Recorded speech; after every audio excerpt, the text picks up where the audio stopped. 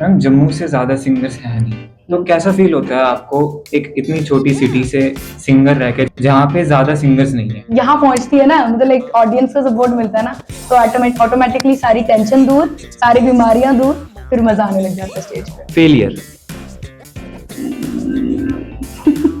इसमें I am very bad. ज्यादा चेपू होता है ना, तो आई डोंट लाइक। फिर मुझे लगता है कि उनको थोड़ा सा यहाँ उतार देना चाहिए, क्योंकि वो हम लोग क्या करते हैं ज्यादा रिस्पेक्ट के चक्कर में ना थोड़ा यहाँ बिठा लेते हैं।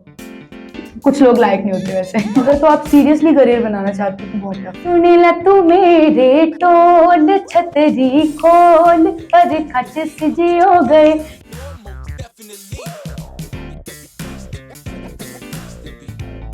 मैम यहाँ आने से पहले आपके माइंड में कोई ऐसा क्वेश्चन था जो आप कह रहे थे, सोच रहे थे कि ये ना पूछें?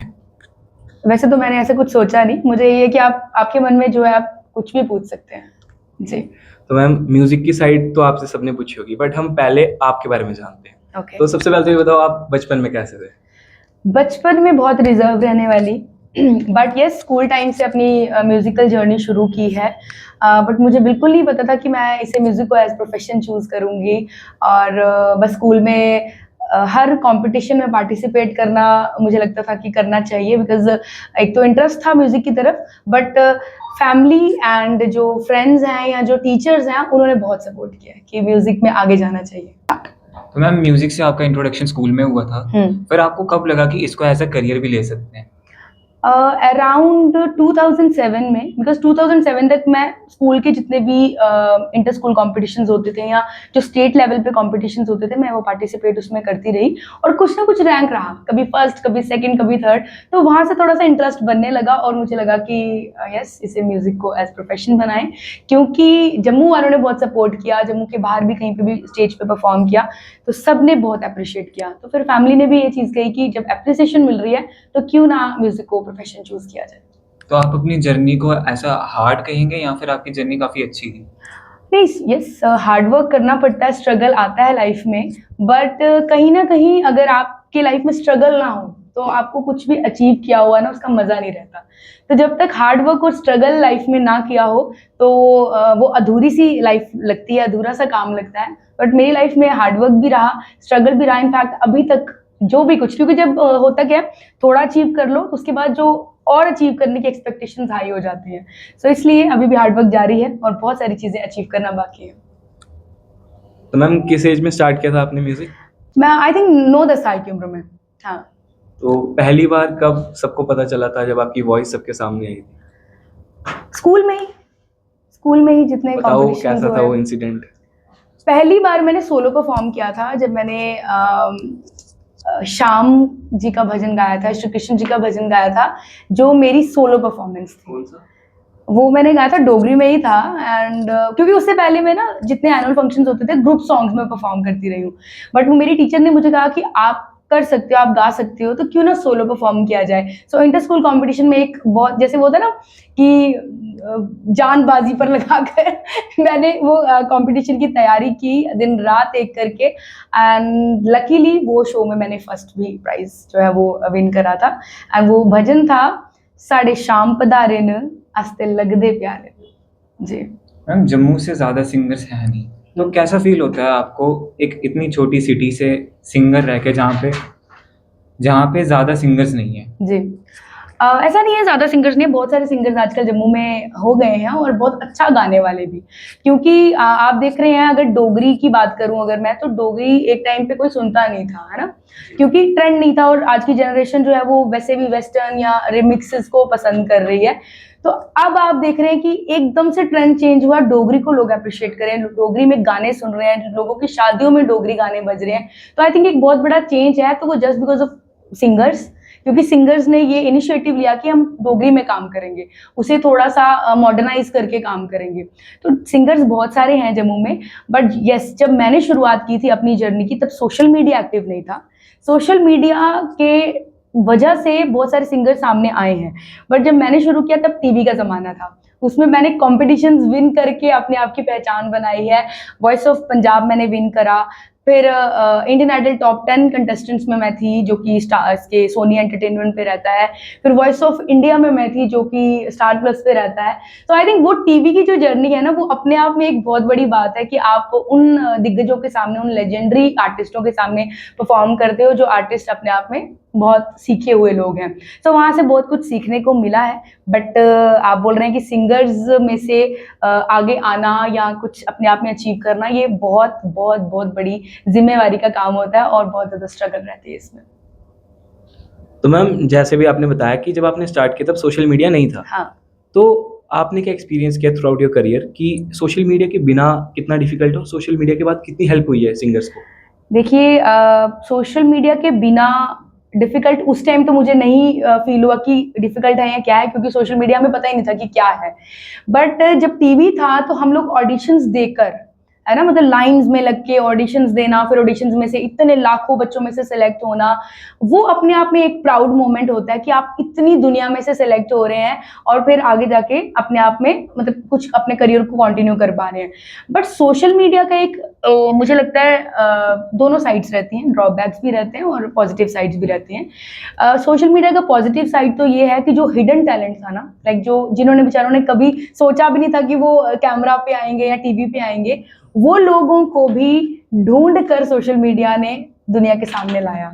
आप कहीं से गुजर रहे होते हैं, कोई ऐसे कोने में बैठ के गा रहा हो या डांस कर रहा हो, है ना, तो आपको लगता है कि यार इसमें टैलेंट है, आप उसका वीडियो शूट करते हैं, सोशल मीडिया पे पोस्ट करते हैं, एंड देन वो रातों रात स्टार हो जाता है।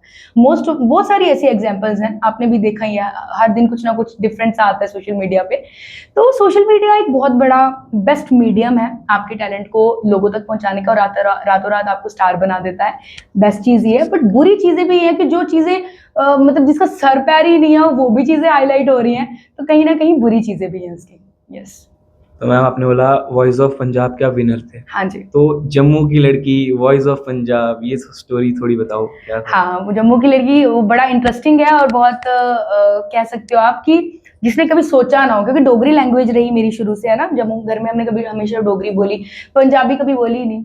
बट पंजाबी का एज एन आर्टिस्ट मुझे लगता है कि वर्सेटाइल होना चाहिए आर्टिस्ट को, हर लैंग्वेज में गाना चाहिए, हर जॉनरा में परफॉर्म करना चाहिए। तो मैंने ऐसा ही किया, मैंने शुरू से कोशिश की कि मैं हर लैंग्वेज में परफॉर्म करूं। तो घर में गुनगुनाती थी पंजाबी गाने, मम्मी का सर खाते रहना गा गा के बहुत सारे गाने ऐसे। तो घर वालों को भी लगता था कि ठीक है, अच्छा गाती है। बट वॉइस ऑफ पंजाब की जर्नी शुरू हुई, वो भी मैं अपनी मम्मा को श्रेय देती हूँ उस चीज़ का। वो मैं ऐसा हुआ कि मैं इंडियन आइडल से वापस आई, टॉप 10 कंटेस्टेंट्स में सेलेक्ट हुई थी, एंड देन किसी वजह से एलिमिनेट हुई या जो भी है, क्योंकि वहाँ बहुत टफ कंपटीशन होता है। तो जब मैं वापस आई तो ऑब्वियसली हर आर्टिस्ट या हर इंसान निराश हो जाता है कि यार इतना अच्छा सबने अप्रिशिएट किया था, बट फिर भी बाहर हो गई या कुछ भी। बट मुझे लगता है कि डेस्टिनी बहुत बड़ा रोल प्ले करती है, और आपकी किस्मत में अगर कोई एक दरवाजा बंद होता है तो बहुत ज्यादा खुलते भी हैं डोर्स, है ना। तो भगवान ने मेरे लिए कुछ अच्छा सोचा था। मैं जैसे ही घर वापस आई तो एक दिन मेरी मम्मा ने पीटीसी चैनल लगाया था, तो उसमें ना एक एड सी आ रही थी और उसमें नंबर स्क्रॉल हो रहे थे, तो नंबर्स डिस्प्ले हो रहे थे। तो मेरी मम्मा ने देखा कि कोई वॉइस ऑफ पंजाब को कोई ऑडिशंस हो रहे हैं, कॉल करके देखते हुए मैंने कॉल किया उनको, एंड उनकी टीम से बोला गया कि नहीं, ऑडिशंस हो गए हैं, रजिस्ट्रेशन क्लोज हो चुकी है, अब आप नेक्स्ट ईयर ट्राई करना। मेरी मम्मा ने बोला एक कंटेस्टेंट है, आप सुन लो, क्या पता आपको अच्छी लग जाए वॉइस। एंड दे सेड कि नहीं, आप नेक्स्ट ईयर ट्राई करना, क्योंकि अभी तो हमारे स्टूडियो राउंड्स हो रहे हैं। बट लकीली नेक्स्ट डे मुझे कॉल आया, उन्होंने शायद मेरा कोई प्रोफाइल देखा हो या जो भी है, तो उन्होंने उनको बताया गया मेरी मम्मी की तरफ से कि इंडियन आइडल से अभी अभी जस्ट वापस आई है या जो भी। उन्होंने हमें कॉल किया कि आप कल दिल्ली पहुंच सकते हो, नोएडा हमारा स्टूडियो है, आप वहाँ आ जाओ। हमने सुबह सुबह फ्लाइट करवाई, फटाफट पे चले गए। किस्मत में था वॉइस ऑफ पंजाब बनना, तो शायद वो रास्ता बनता गया। मैं वॉइस ऑफ पंजाब में सुबह पहुंची, वहाँ उन्होंने सुना मेरा गाना, इतना अप्रिशिएट किया, और देन वहाँ से जर्नी वॉइस ऑफ पंजाब की शुरू हो गई। तो आई थिंक वो जो वहाँ जाकर फिर बैक टू बैक स्टैंडिंग ओवेशंस लेना, क्योंकि मेरे में वैसा था कि भाई बस स्टेज पे रॉक करना है, तो वो चीज़ें हुई स्टेज पे। और पंजाबी गाने फिर बैक टू बैक, क्योंकि मैंने पंजाबी में इतने गाने नहीं रेडी किए थे, 2-3 सॉन्ग्स मेरे पास थे, तो मैंने परफॉर्म कर दिए। फिर वहाँ जाकर सीखी चीज़ें, वो कंटेस्टेंट्स जो थे उनसे पंजाबी बोलना सीखी, वो कैसे बोल रहे हैं, किस एक्सेंट में बोल रहे हैं, तो बस वहाँ से फिर जर्नी जो है पंजाबी वाली साइड शुरू हो गई। जी। मैम, गाना बनाने की जो एक जर्नी होती है, यस। आपको उस जर्नी में सबसे अच्छा पार्ट क्या लगता है?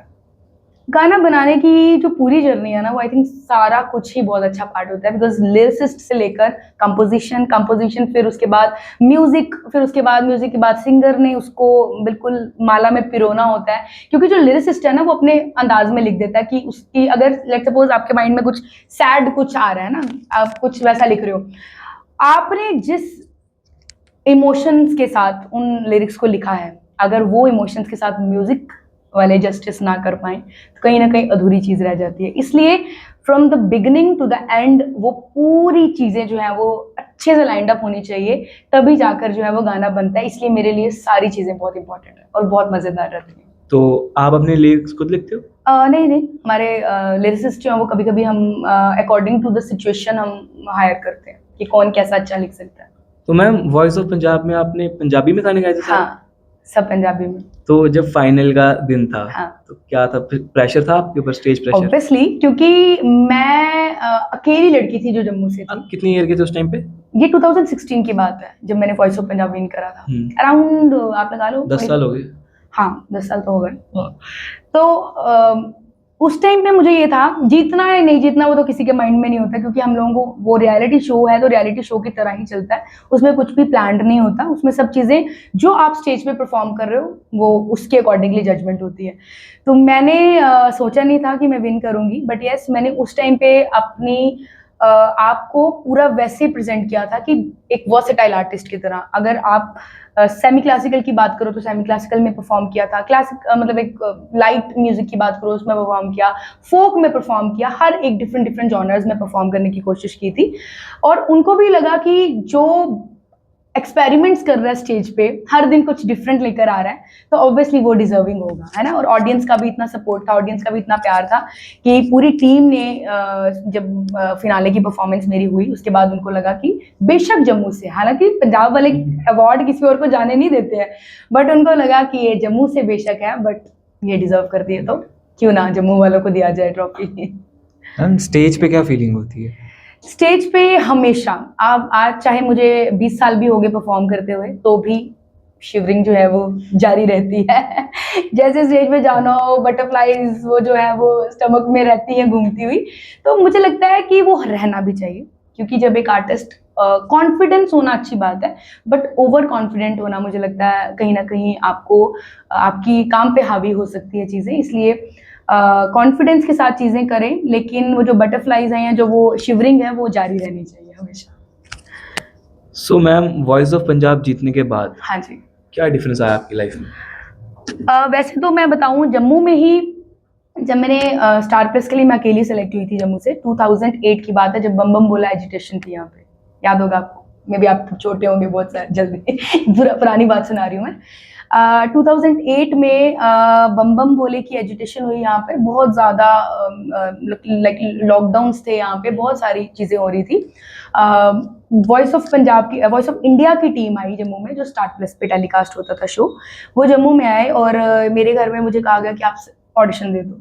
एंड जम्मू में पहली बार नेशनल प्लेटफॉर्म से कोई आया था, तो जम्मू कश्मीर की ऑडिशन हो रही थी, जब कश्मीर से भी लोग आए थे, जम्मू से भी लोग थे, but I was the only first person जो स्टार प्लस के लिए सिलेक्ट हुआ और मुंबई गई। मुंबई जाकर मैंने जब पार्टिसिपेट वहाँ जब परफॉर्म करना शुरू किया, तो वहाँ के लिए मुझे ऐसा लगता था कि मतलब कैसे करना है परफॉर्म, क्या करना है, मुझे नहीं कुछ पता था, बट वहाँ सीखे हुए बच्चे आते थे कितने सारे।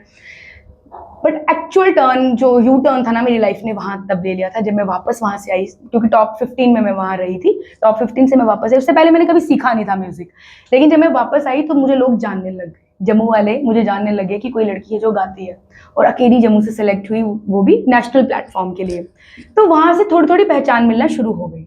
उसके बाद मैंने जम्मू लेवल पे एक हमारा होता है कटरा कंपटीशन होता है, all India devotional song competition, जिसमें बॉम्बे से जजेस होते हैं, महेश भट्ट जी होते हैं, वीनस कंपनी के मालिक होते थे, सारी टीम होती थी, एंड वो भी मैंने 2010 में विन करा। उसके बाद से एक लाइफ में चेंज आ गया, लोग जानने लग गए, डिवोशनल प्रोग्राम्स में इनवाइट करने लग गए, और मैं भी वहाँ परफॉर्म करने लग गई थी। तो वहाँ से तो मुझे लोग पहचानने लग गए, but voice of Punjab was the मतलब लाइक वो ब्लास्ट होता है ना, जैसे कि जब मैं जम्मू में आई जीत कर, लोगों को लगा कि वाह यार, इतने बड़े बड़े दिग्गजों के सामने परफॉर्म किया, फिर उनके सामने उनके साथ भी गाया। ये सारा भगवान की वजह से, माता रानी की वजह से हुआ कि मैं उनके सामने खड़े होके गा पाई और उनके साथ भी स्टेज शेयर करने का मौका मिला।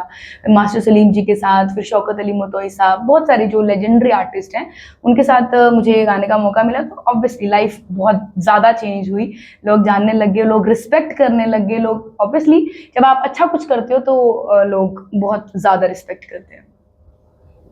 तो अब ये तो हो गया आपकी जर्नी, जी अब आते हैं प्रेजेंट पे। यार। कैसे जाता है आपका एक पूरा दिन आज के टाइम पे?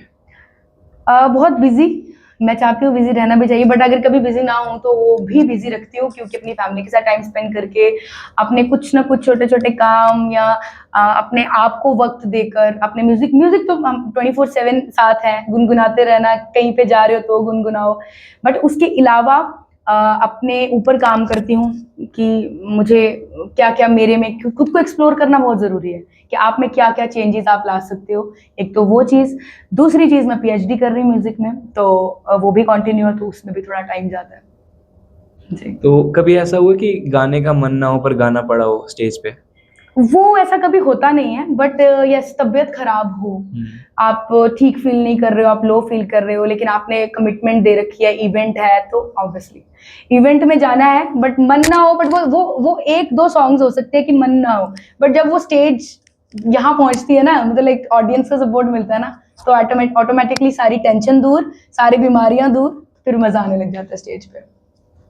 मैम इतनी अच्छी जर्नी के बाद, इतने सारे शोज करने के बाद कॉन्फिडेंट तो इंसान बन ही जाता है। Yes. लेकिन आज आपकी सबसे बड़ी इनसिक्योरिटी क्या है एज एन आर्टिस्ट?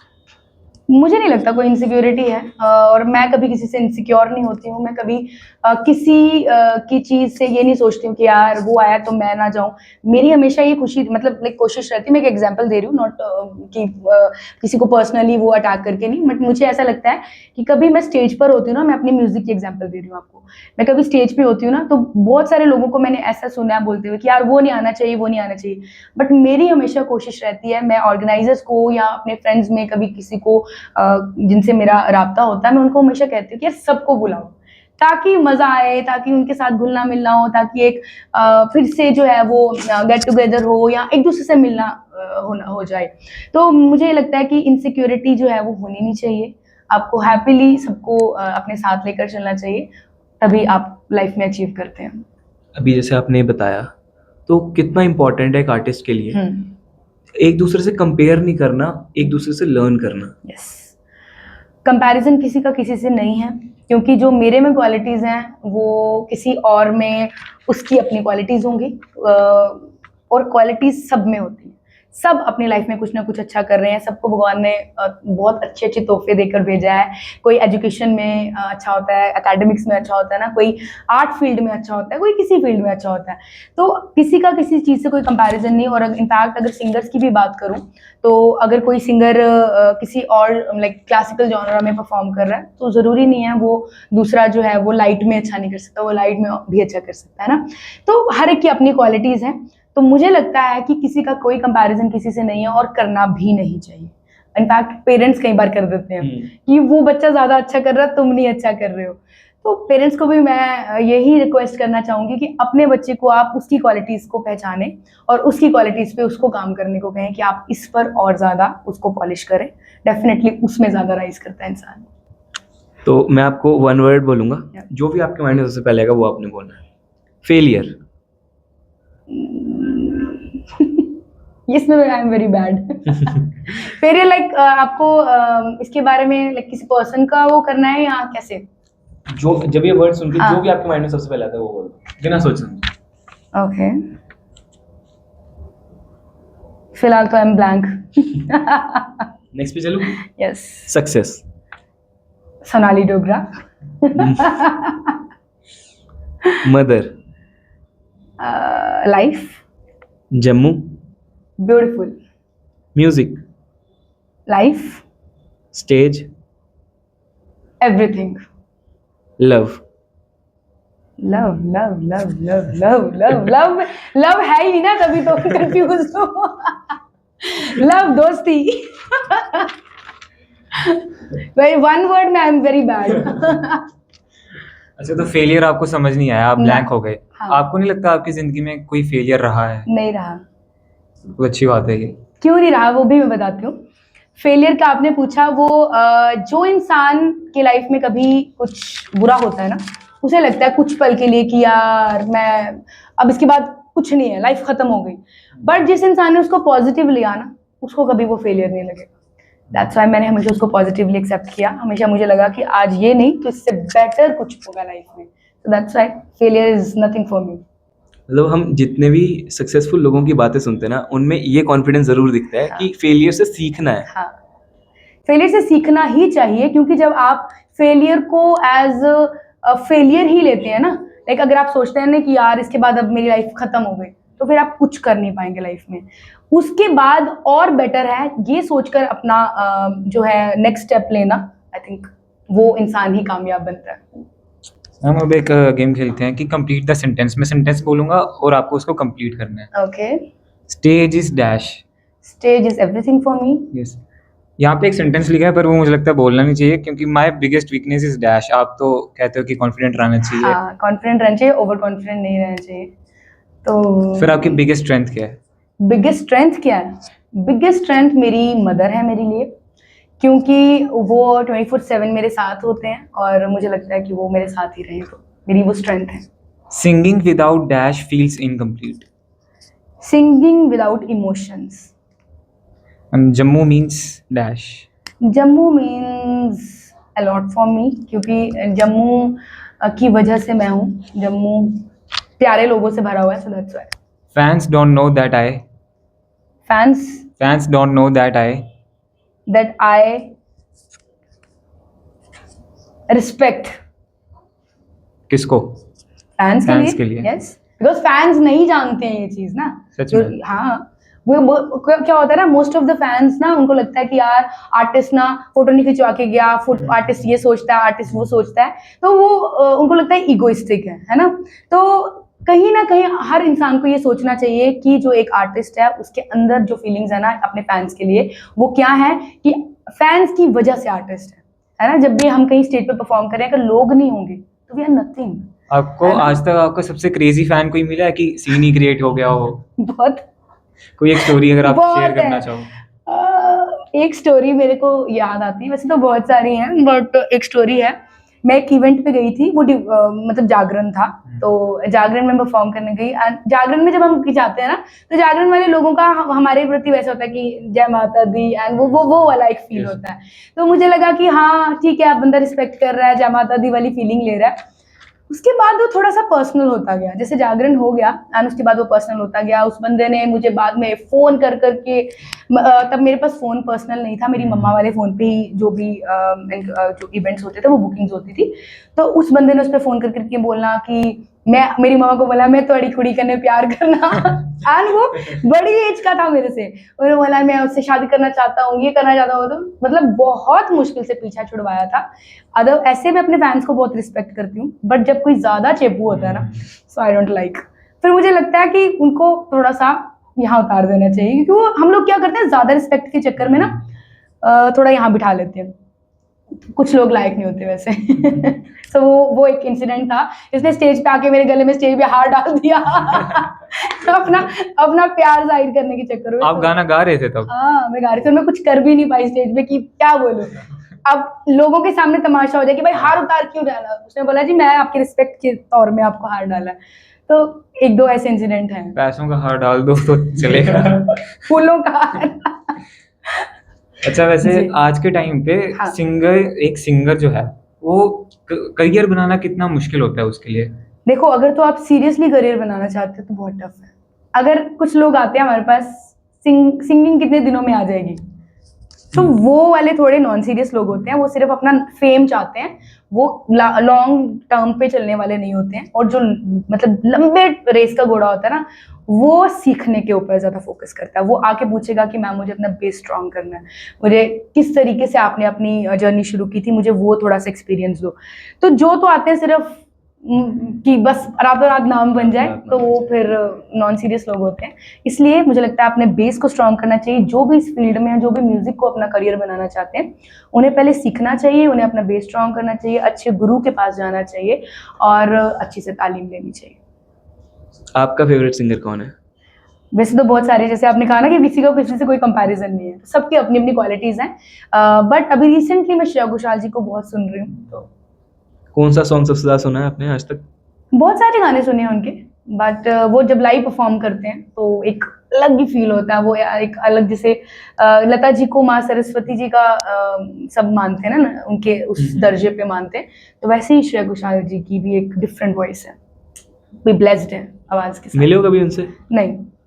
नहीं मिली हूँ, बट वो क्या होता है ना कि जो दिल से किसी को चाहता है ना, तो डेफिनेटली वो भगवान कभी ना कभी ऐसा मौका भी ले आते हैं।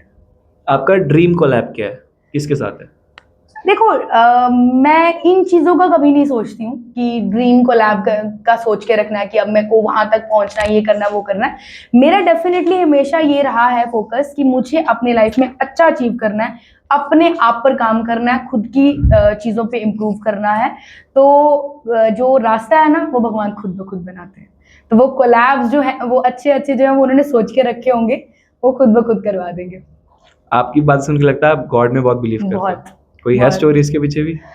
देखो, स्टोरी क्या होनी है, शुरू से हम लोग धार्मिक रहे हैं, हमारे घरों से, हमारे पेरेंट्स से हमें वैसी तालीम मिली, वैसे अपब्रिंगिंग है हमारी, क्योंकि वो हम अपने घरों में सुनते आए हैं शुरू से। सुबह पूजा पाठ हो रहा है, शाम को पूजा पाठ हो रहा है, तो उनको देख देख कर वो एक यकीन है भगवान पर कि आप अच्छा कर्म करेंगे, आप अच्छा किसी के लिए सोचेंगे, अच्छा कुछ किसी के लिए करेंगे, तो डेफिनेटली आपको भगवान जो है वो अच्छा फल देंगे। और ऐसा नहीं है कि बुरी चीजें, लाइक फेलियर्स नहीं होते लाइफ में।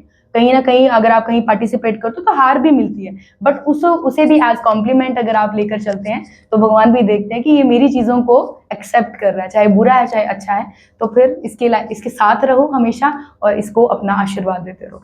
आपको तो अपना सबसे अच्छा गाना कौन सा लगता है? अपना मैं यूजुअली अपने गाने एक बार रिकॉर्ड करके छोड़ देती हूँ, बार बार सुनती नहीं हूँ। बट यस, एक हमारा गाना बहुत वायरल हुआ, 8.3 मिलियन व्यूज उसके हमें मिले। वैसे तो most of the songs millions में है जो हमारे डोगरी के हमने रिकॉर्ड किए हैं, but one of my favourite songs गल सुनील है, छतरी खोल। तो वो बहुत लोगों ने, यस हाँ, जो हमारा डुएट सॉन्ग था सौरभ के साथ, तो वो गाना जो है वो काफी लोगों ने पसंद किया। तो जब लोग पसंद करते हैं तो हमारा फेवरेट हो जाता है वो। उस गाने की बैक स्टोरी क्या है? उस गाने की बैक स्टोरी ये है कि लाइक जो जब प्रोडक्शन की बात कर रहे हैं, हाँ, जब हमने इसको गाने को बनाना था ना, तो हम लोग किसी गाने की प्रमोशन के लिए गए थे, किसी और सॉन्ग की, वो किसी और सिंगर के साथ मैंने गाया था। तो जो हमारे म्यूजिक डायरेक्टर हैं एनपी नरेश जी, तो हम वहाँ बैठ के बात कर रहे थे कि नेक्स्ट सॉन्ग क्या करना चाहिए। तो उन्होंने मुझे एक गाना बताया, तो मैंने कहा नहीं ये नहीं, कोई और करते हैं। और उन्होंने एक लाइन मुझे बताई कि गाल सुन ले तू मेरे टोल छतरी खोल, जैसे ना छतरी खोल बोला ना, मैंने कहा भैया इसको फाइनल करते हैं। मैंने कहा मुझे लग रहा है ये गाना मतलब धमाल मचाएगा। एंड उन्होंने कहा ठीक है, मैं इस गाने को कंप्लीट करता हूँ, क्योंकि सिर्फ अभी एक ही लाइन मेरे पास पड़ी हुई है। गाना उन्होंने उस पर काम करना शुरू किया। मैंने सौरभ से बात की कि ये गाना हम करते, क्योंकि उससे पहले सौरभ के साथ मैं ये गाना कर चुकी थी, डोगरे दी कुड़ी, वो जो है मलाई नजरा। तो उसका लोगों ने अच्छा रिस्पॉन्स दिया था कि अच्छा आप गा रहे हो, अच्छी जोड़ी, मतलब लाइक अच्छी केमिस्ट्री है सॉन्ग में। तो वो गाने को पसंद किया लोगों ने, तो मुझे लगा क्यों ना एक और गाना। सौरभ से बात की, सौरभ कहता ओके दीदी मैं आता हूँ। तो हम लोग स्टूडियो में इसको रिकॉर्ड किया। मतलब आप बिलीव करोगे, हमने कोई प्रैक्टिस नहीं की थी, पहले कुछ नहीं किया था, जाकर सुना गाने को, वही इम्प्रोवाइजेशन जो इम्प्रूव, मतलब एक इम्प्रोवाइज करना था उसमें वहीं बैठे बैठे किया। एंड देन बारी आई, अब शूट कहाँ करना है इस गाने को और किस स्टारकास्ट के साथ करना है। मेरे ब्रदर वैसे तो गवर्नमेंट जॉब करते हैं, बट डायरेक्शन में भी हैं। मेरे मोस्ट ऑफ द सॉन्ग्स जो हैं वो उन्होंने डायरेक्ट किए हुए हैं, आकाश डोगरा जी ने। तो उनको गाना दिया, उन्होंने उस पर वर्क किया, उन्होंने पूरी स्टोरी अपने माइंड में बिठा ली। फिर हम लोग लाठी वाली साइड गए, यू नो लाठी, जो हमारा वो है ना पत्नी टॉप से अंदर, चनैनी से अंदर रास्ता जाता है, जहाँ पे शिव जी का मंदिर भी है ना, वहां से आगे जाओ तो काफी दूर जाके लाठी आता है एक एरिया। तो वो अनएक्सप्लोर्ड एरिया है, अभी लोग जाने लग गए हैं, बट अनएक्सप्लोर्ड है। तो हम most of the Dogri songs हम प्लान करते हैं कि हम जम्मू की लोकेशंस पे शूट करें, बिकॉज हमारे यहाँ पे बहुत सारी सुंदर जगहें हैं। तो हम वहाँ गए और हमने प्लान किया था वो शॉवर वाली बारिश, मतलब एक आर्टिफिशियल रेन। आर्टिफिशियल रेन को हमने प्लान किया था, हम यहाँ से लेकर गए थे पूरा कि बारिश का सीन बनाएंगे। लकीली माता रानी की ऐसी कृपा हुई कि ओरिजिनल बारिश में बारिश आ शूट गई। हुआ। इतनी बारिश और पूरा गाना बारिश में शूट हुआ है। हमारे हाथ ऐसे ऐसे फ्रीज हो चुके हुए थे, मतलब एक कितना पहाड़ चढ़ के हम गए हैं, सामान उठाया हुआ है, पहाड़ चढ़ रहे हैं, वहां जाके टॉप ऑफ द लाटी एरिया को हमने कवर किया और वहां जाके हमने शूट किया। मतलब बेस्ट एक्सपीरियंस। आपको ट्रैवल पसंद है? पहले बिल्कुल नहीं था, मतलब मुझे गाड़ियों में घूमना, हिल स्टेशन पे सर चकरा जाता था मेरा। बट अब जब से मैं इस फील्ड में हूँ, म्यूजिक फील्ड में हूँ, तो ट्रैवल तो हर दिन लिखा है मेरी लाइफ में, तो मजा आता है, एंजॉय करते करते जाते हैं। Dream place to visit? Dream place पहले पहले ना, मैं बचपन में होता है ना बंदा बोलता है कि यार मैं ना स्विट्जरलैंड जाना चाहती हूँ, यहाँ जाना चाहती हूँ, तो भगवान ने मेरी झोली में मुझे अब्रॉड के बहुत सारे शोज डाले, कनाडा परफॉर्म किया, ऑस्ट्रेलिया परफॉर्म किया।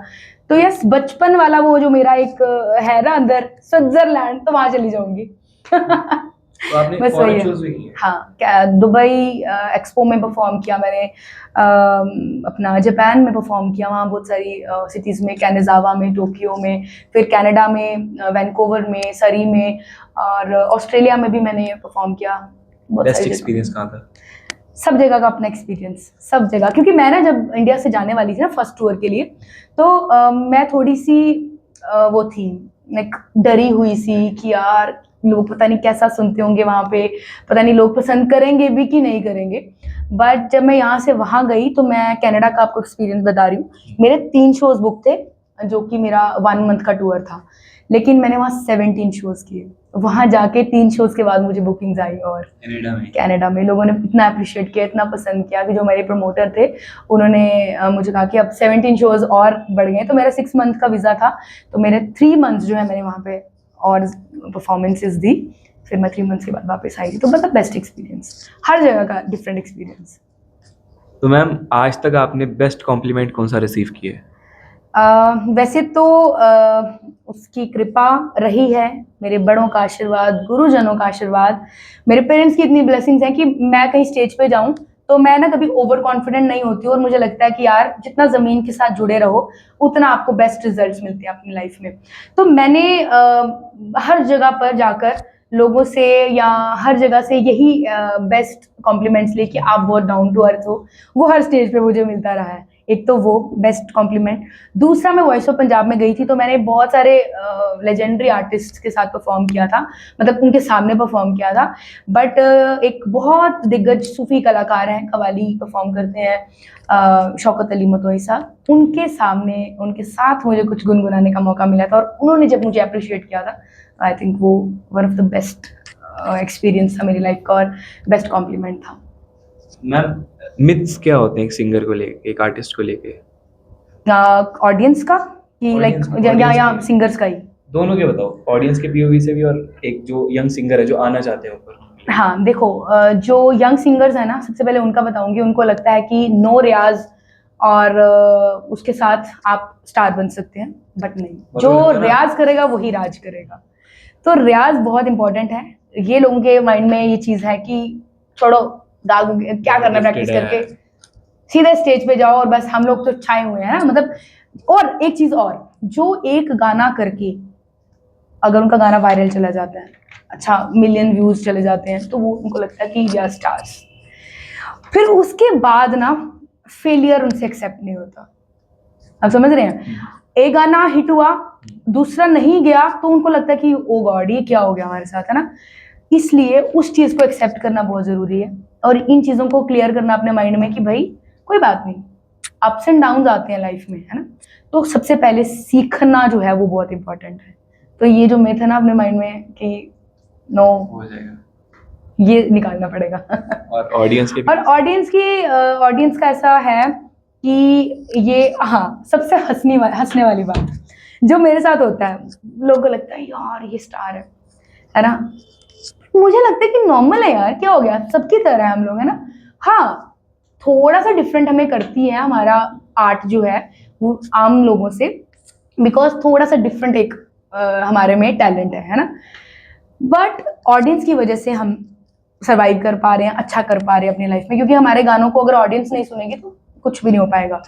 ऑडियंस को लगता है कि यार ये स्टार है, अब ये अपना गिलास इधर से इधर भी नहीं करती होगी, अब ये अपनी चीजें खुद नहीं लाती होगी, है ना। ये स्टार है यार, आप थोड़ी ऐसा करते होगे। मुझे लोग बोलते हैं यार आप थोड़ी ये काम करते होगे, आप थोड़ी खाना बनाते होंगे, आप थोड़ी घर में सफाई करते होंगे। मैं कहा क्यों नहीं यार, करते हैं, सब कुछ करते हैं। तो अपने माइंड से ये मिथ निकाल दो कि आर्टिस्ट कुछ नहीं करते, आर्टिस्ट सब कुछ करते हैं। चलो एक बात पूछता हूँ। हाँ हमने सुना है कि कहते हैं मतलब कि जब आपके पास पावर नहीं है हाँ। तो आपकी बहुत अच्छी बात भी कोई उसका मतलब मायने नहीं रहता, और जब आपके पास पावर आती है तो आपकी नॉर्मल सी बात भी बहुत ऊपर आती है। तो इस चीज़ का ये एक्सपीरियंस सही किया कहा आपने? आपने, ये सही कहा आपने, एक्सपीरियंस किया आपने अपनी लाइफ में? बिल्कुल किया। देखो घर पे ही एक घर की एग्जांपल देती हूँ आपको। घर पे ही जब आप कुछ कमा नहीं रहे हो ना, चाहे मतलब एक अच्छा खासी एज वाला लड़का हो या लड़की हो, कोई भी, अगर आप कुछ नहीं कमा रहे हो ना तो आपको बिल्कुल नालायक समझा जाता है। आप कुछ अपना कोई भी सजेशंस दोगे ना, आप बोलोगे यार ये नहीं, ऐसे नहीं, ये ऐसे कर दो, बोलेंगे यार इस तू क्या बता रहा है यार, है ना। तो मुझे लगता है कि कहीं ना कहीं आपके काम की, आपके लेवल की बहुत वैल्यू है। तो ये बिल्कुल आपने सही कहा कि जो कुछ नहीं कर रहा है ना, उसकी अच्छी बात को भी वैल्यू नहीं किया जाता, और जो कुछ मतलब एक कर रहा है और वो बेकार बात करेगा ना, उसको बहुत वैल्यू किया जाएगा। अब बहुत सारे इससे कंट्रोवर्सी हो जाती है तो बहुत सारे एक्सपीरियंस लोगों को हमने स्टेज पे सुना हुआ है, वो बेकार बात करके खुद ही करेंगे वाह क्या बोला है, तो लोग भी लगते हैं तालियां बजानी पड़ेंगी, भाई ये बंदा उस दर्जे का है।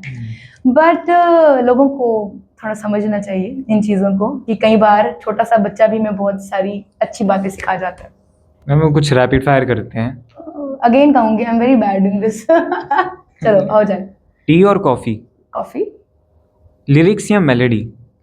ऑब्वियसली मेलोडी, लिरिक्स में भी मेलोडी होती है। स्टूडियो या फिर लाइव परफॉर्मेंसेस? Live performances. अच्छा, गाना बनाना ज़्यादा मुश्किल होता है या फिर उसको परफॉर्म करना? दोनों चीज़ें मुश्किल है। आपका ड्रीम कोलैबोरेशन? मैंने वैसे सोचा नहीं है, बट उन्होंने सोच के रखा है, सो जो होगा लाइफ में। Favourite underrated artist? Favourite underrated artist, यार मैं अगेन कहूंगी बहुत सारे बहुत सारे दिमाग में रहते हैं, नॉट वन। आपका ड्रीम कॉन्सर्ट वेन्यू? हाँ, ये एक मैं आपको बता देती हूँ, ये एक वन वर्ड आंसर नहीं रहेगा मेरा, इसका में एक स्टोरी है। हमारा एक हम लोग गए थे दुबई में, तो दुबई जाके हम लोग परफॉर्म करने वाले थे। एक्सपो में तो हम कर ही रहे थे, हर दिन हमारी परफॉर्मेंसेज रहती थी। वहाँ पे एक बहुत बड़ा थिएटर है, एम्फी थिएटर, जहाँ पे बॉलीवुड से भी बहुत सारे सिंगर्स परफॉर्म करते रहे हैं। ए आर रहमान साहब ने वहाँ परफॉर्म किया और उसी के साथ उनका स्टूडियो भी था। ए आर रहमान साहब ने परफॉर्म किया और उसी के साथ वहाँ पर इंटरनेशनल आर्टिस्ट बहुत सारे परफॉर्म करके गए थे रिसेंटली। मतलब जब हम लोग वहाँ थे, कुछ दिनों पहले वहाँ पे एक आर्टिस्ट ने परफॉर्म किया था जो बॉलीवुड से ही थे। तो हम लोगों को लगा हम परफॉर्म कर, हमारा जम्मू कश्मीर से अकेला बैंड सेलेक्ट हुआ जो वहाँ परफॉर्म करने वाला था, इनफैक्ट इंक्लूडिंग मी। तो मैंने मतलब इतना प्रे किया कि हम परफॉर्म करेंगे, और हमारा बैड लक कि हमें वहाँ जाके कोविड हो गया। जब मुझे कोविड हुआ, सबसे पहली मैं ही थी जिसको पॉजिटिव जो है वो डायग्नोज हुआ। तो चलो मैं तो बाहर हो गई उस रेस से, मेरे साथ साथ और सारे बैंड वालों का जब हुआ टेस्ट तो सब पॉजिटिव आए। अब मुझे लगता है कि एक वो मेरी अधूरी इच्छा रह गई है कि एम्फी थिएटर में परफॉर्म करना था, क्योंकि वहाँ इतनी बड़ी ऑडियंस होती है, मतलब लाइक बहुत क्राउड होता है। तो फिलहाल के लिए मेरे माइंड में एम्फी थिएटर है। सो दुबई में दोबारा जाना हुआ तो will perform there. So ma'am, आपका फ्यूचर का क्या विजन है? सबसे पहले तो मेरी पीएचडी कंप्लीट हो जाए तो डॉक्टर साहब लग जाए नाम के आगे क्योंकि मेरा बचपन से शौक था कि मैं डॉक्टर बनूं। बट वो चलो दूसरी डॉक्टर नहीं तो म्यूजिक वाली बनने की कोशिश की कि चलो नाम के आगे डॉक्टर लग जाए। तो इवेंट्स की वजह से वो भी मेरा रह जाता है कि मैं क्लासेस नहीं अटेंड कर पाती हूँ, तो मेरा कहीं ना कहीं थोड़ा सा स्लो चल रहा है वो काम ना। तो मैं चाह रही हूँ कि मैं बिल्कुल फोकस्ड होकर उस पर काम करूँ और डॉक्टर जो है वो आ जाए नाम के आगे, पहला मेरा वो टारगेट रहेगा। और दूसरा ये है कि काम तो चल ही रहा है, बहुत सारे गाने जो हैं वो लाइंड अप हैं। तो फिलहाल तो कुछ डोगरी सॉन्ग्स हैं जिस पे हम काम कर रहे हैं, वो आने वाले हैं। और बहुत जल्द हम हमारा, क्योंकि एक फोक स्टूडियो हमारा सीजन 1 हुआ था जिसमें हमने कोक स्टूडियो के कॉन्सेप्ट के साथ हमने जम्मू कश्मीर की डिफरेंट लैंग्वेजेस में थोड़ा सा वेस्टर्नाइज किया था उसको, और मतलब लाइक रिमिक्स के साथ। तो जो यूथ था उन्होंने बहुत अप्रिशिएट किया था। तो फिलहाल हम सीजन 2 को भी very soon we are planning कि हम उसको लेकर आए, तो सीजन 2 को प्लान करेंगे। और सौरभ सर के साथ और गाने आ सकते हैं? हाँ, वेरी सून। ओह, ऑलरेडी हो गया हुआ है ट्रैक हमारा डन, तो with in I think with in days हम उसको रिकॉर्ड कर देंगे। फ्रेम उसका बन चुका हुआ है, जल्दी आएगा। तो मैम अपार्ट फ्रॉम म्यूजिक क्या पसंद है आपको? अपार्ट फ्रॉम म्यूजिक, फैमिली के साथ टाइम स्पेंड करना, थोड़ा सा घूम फिर लो उनके साथ, दैट्स इट। तो मैम जैसे कि अब हमने आपका सब सुन लिया, हाँ पूरी जी। हिस्ट्री, या present, future. So tell me, is there any question जो आप सोचते थे कि काश ये कोई मेरे से पूछे और आज तक किसी ने ना पूछा हो? वो मैं खुद ही नहीं बताऊंगी। बट वो बहुत सारे लोगों ने पूछ लिया, क्योंकि देखो करियर पूछते हैं लोग, अच्छा ठीक है, पढ़ाई में भी पूछ लिया, म्यूजिक के रिलेटेड भी पूछ लिया, फिर पूछते हैं पर्सनल, अच्छा आप शादी कब कर रहे हो? तो दिस इज द बिग, मतलब लाइक वो मेरे लिए वो रहता है कि यार शादी का सवाल नहीं पूछा किसी ने, वो कैसे हो सकता है? तो यू आर द वन जिसने शादी का सवाल नहीं पूछा। तो बाकी सबने पूछ लिया, फिर मैं बोलती हूँ कि डेस्टिनी, जब भगवान को मंजूर होगा तब हो जाएगी। पर कोई ऐसा सवाल है जो आप बताना चाहते हो लेकिन आज तक किसी ने पूछा ही नहीं है? Anything you want to share? नहीं, ऐसा कुछ नहीं है, सब सॉर्टेड है, सब कुछ स्मूथली चल रहा है, सब आपने पूछ लिया। सो मैम अब एट द एंड मुझे एक करते हैं जी। कि लेट सपोज आज से 20 साल बाद हाँ। आप अपने घर पे हो हम्म। और फोन स्क्रॉल कर रहे हो और ये पॉडकास्ट आपके आती है फीड में, हाँ, तो एक मैसेज जो आप 20 साल बाद अपने आप के लिए ड्रॉप करना चाहो यहाँ पे? अपने आप के लिए हाँ जी। 20 साल के बाद इस पॉडकास्ट को देखकर, ओके, वैसे तो मैं प्रिडिक्शन कैसे करूं 20 साल के बाद मैं क्या बोलूंगी इस पॉडकास्ट को देख के, बट ओके, अगर आप 20 साल के बाद मुझे पूछेंगे और मैं वो पॉडकास्ट को देखकर आप मतलब कुछ बोलना चाहूंगी, तो जैसे मैंने कहा कि आप मुझे पूछे थे ड्रीम प्रोजेक्ट, ड्रीम कोलैबोरेशन, तो मैं बोलूंगी कि यार मैं अगर उस टाइम पे ये मुझे पता होता तो ड्रीम कोलैबोरेशन आज हो गई हुई है, तो मैं ये आंसर तब देती। बट यस, आपने बहुत सारे सवाल मुझे ऐसे पूछे हैं कि जिन क्वेश्चंस को मैं उस टाइम पे 20 साल के बाद देखकर बोलूंगी यार वाओ यार क्या सवाल पूछे थे जो आज पूरे हो चुके हैं।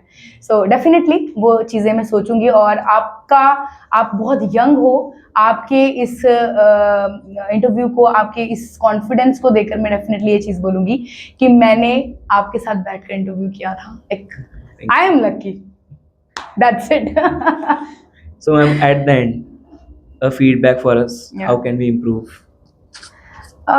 देखो इम्प्रूवमेंट का स्कोप हमेशा रहता है ना, एंड आप बहुत यंग हो, आपके लाइफ में अभी बहुत सारी चीज़ें आना बाकी हैं, जो चीज़ें मैंने एक्सपीरियंस की हैं या जो भी कुछ मैंने फेस किया हुआ मैं आपको वही बता सकती हूँ। बाकी आप खुद से उतने एक्सपीरियंस, आई थिंक रोज़ रोज़ कुछ ना कुछ आपको नया नया एक्सपीरियंस मिल रहा होगा। और आपने कितने लोगों के साथ इंटरव्यूज़ किए हैं? You are the 8th. I am the 8th, okay. So कितने डिफरेंट फील्ड से? जी singer I am the first, और जी जी first. Okay, so that's why मैंने वो चीज़ें कह दी ना कि आई एम लकी पर्सन। तो मैं आपको ये चीज़ कहूँगी कि फिलहाल के लिए मुझे आपको बोलना कि आप ये चीज़ इंप्रूव करो या ये चीज़ इंप्रूव करो, मुझे नहीं लगता कि कुछ कहने की ज़रूरत है।